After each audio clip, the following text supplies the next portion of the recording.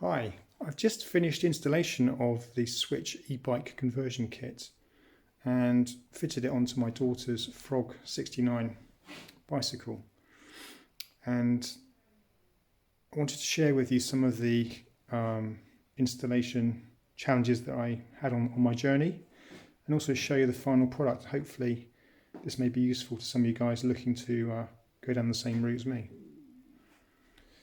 So I bought the actual conversion kit back in October, and it came in a box finally in February this year.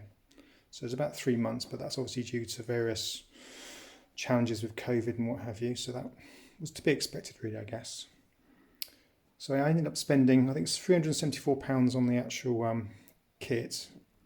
And when it came to be landed in the country, I then had to pay an additional £92 for the actual import tax and VAT, which is a bit of a sting, but I think overall £466 is what I spent on the kit. So what do you actually get for the money? Well, you get the main battery pack here. This is the Eco version, so it's got slightly less range than the Pro version.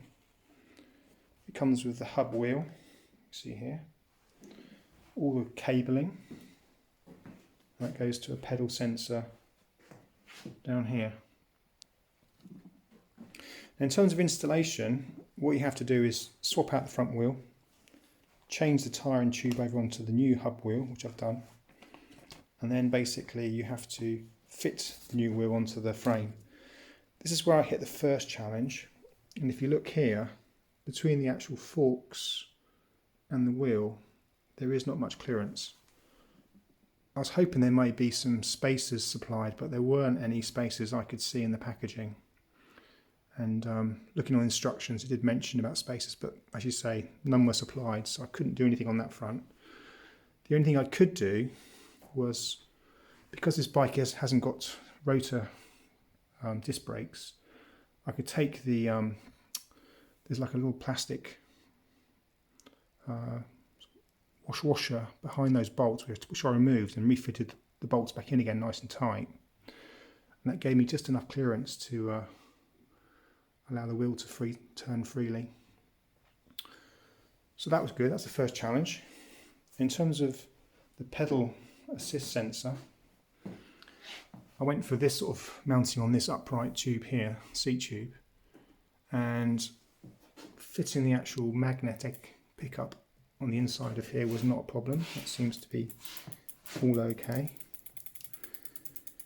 The only thing I found was, because this is a sort of child's bike, the actual plastic support arm here, as you can see, it was actually quite long, and it was actually touching the frame here. So I had to reduce the length of that and use a couple of cable ties just to give it a good sturdy position, lock onto the pedal. But that seems to resolve that issue. And then you run your cables through towards the front of the bike. The next step is to actually mount the actual battery mount on the front of the handlebar. As you can see here, it's quite a tight fitting. Because it's a kid's bike, again, there's not much space on the handlebar, so this was fine, not a problem. But the handlebar tube actually is quite narrow, and it flares out towards the centre of the fixing here. So there was a supplied piece of rubber which you can use to actually space out the gap. And that's where I hit my next problem, was trying to squeeze and compress the actual clamp mechanism with the supplied bolts, which are sort of this size here.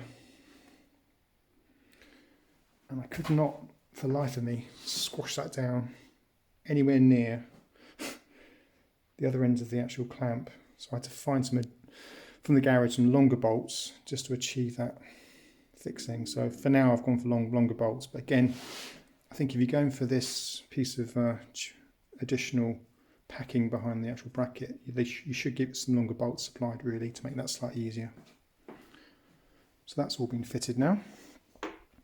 And when you find at that stage, you can then mount the battery, and there we have the battery.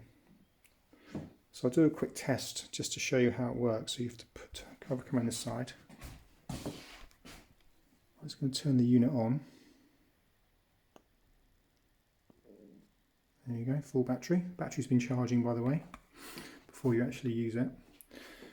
and you have to turn it on. There's a little on-off switch hidden inside here.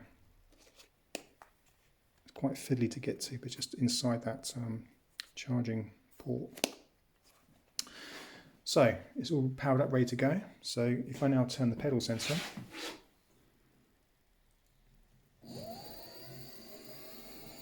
we have lights flashing on the pedal sensor and power to the front wheel.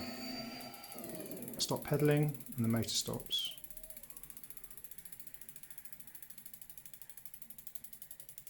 That's good. And if I go back the other way, we'll notice the motor isn't going, which is good news. So the pedal sensor is working in the right direction. And the other thing you can do with this particular unit, you can do a walk mode, I think. So if you hold down the down button for the pedal assist lever, hold it down. You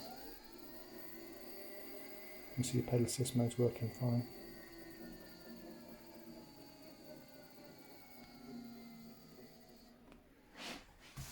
Other features you've got on here is you can apparently, I think it doesn't work on the Eco version, but there's apparently a light function. If you hold that down, the up button down, but obviously there's no lights on this particular Eco version. But I think on the Pro something lights up, like the Swytch logo lights up. But yeah, it's obviously a Pro feature.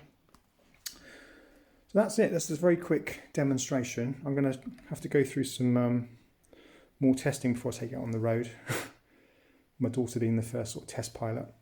I think you have to do various tests to get the actual warranty to work, so I might do a warranty test and just video that shortly. So I hope this video is useful. Pass on any comments or feedback, and I'll see if I get around to answering some questions, but hopefully that's useful to you. Okay, cheers.